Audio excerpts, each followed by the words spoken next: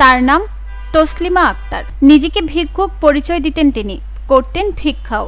তবে কৌশলে বিভিন্ন এলাকা থেকে টাকা ও মালামাল চুরি করতেন।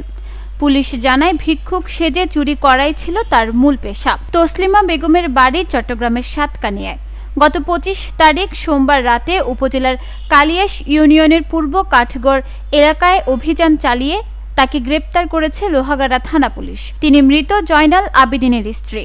গ্রেপ্তারের পর তার বাসা থেকে ৪.৫ লাখ টাকা ও ৪ ভরি সোনা উদ্ধার করা হয়।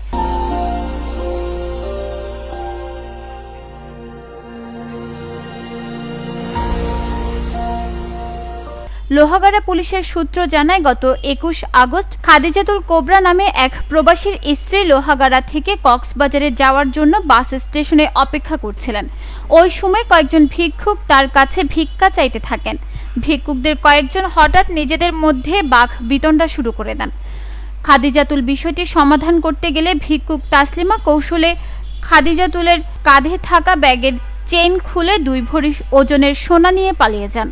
পরে ২৫ আগস্ট খাদিজাতুল কোবরা অজ্ঞাত পরিচয় ব্যক্তিদের আসামি করে লোহাগাড়া থানায় মামলা করেন।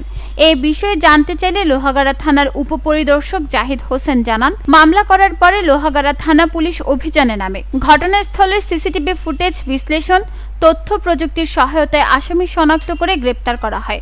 গ্রেপ্তার তসলিমা নামের ওই নারীকে গতকাল মঙ্গলবার আদালতের মাধ্যমে চট্টগ্রাম কারাগারে পাঠানো হয়েছে।